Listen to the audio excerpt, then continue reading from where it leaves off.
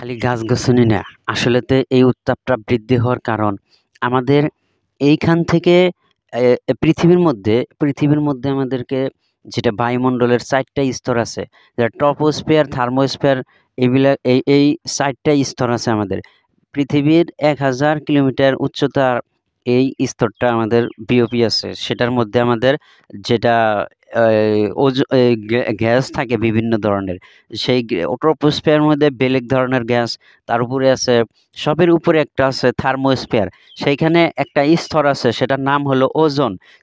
সেটা একটা গ্যাস, সেটা আবরণ, ছায়া এরকমভাবে ছাদের মতো বস্তুটা, এরকম ছায়া করে ছাদের মতো গ্যাসটা ওইরকম আকাশের নিচে এই ওইরকমভাবে আসছিল।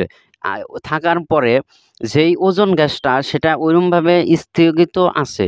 কিন্তু মানুষের এই ফ্যাক্টরিগুলার কারণে সেটায় ওজোন গ্যাসটা একদম আ ওজোন গ্যাসটার এই এই কলকারখানার ধোঁয়া বিভিন্ন জাতীয় এই ধরনের বস্তুগুলা সেই ওজোন গ্যাসের সেই স্তরটা যেটা এই আপনি ধরেন এই পেপার যদি দিয়ে ছাউনি দেওয়া হয়, ওই জাতীয় বস্তু দিয়ে উপরে যদি একটা ছাউনি দেওয়া হয়, আর ওই ছাউনিটা ধরেন পেপার হোক যেই হোক, সেই ছাউনিটা যদি আমরা ফুটা করে দেই, তাহলে তল থেকে উপর থেকে যদি কোনো বৃষ্টি পড়ে নিচে পড়বে কিন্তু। সেইরকম ধরনের একটা বস্তু হয়েছে যে ওজোন গ্যাসটা ক্ষয় হয়ে গেছে। বিজ্ঞানের ভাষায় এটা বলছি। একটা কথা আমি বলতেছি না।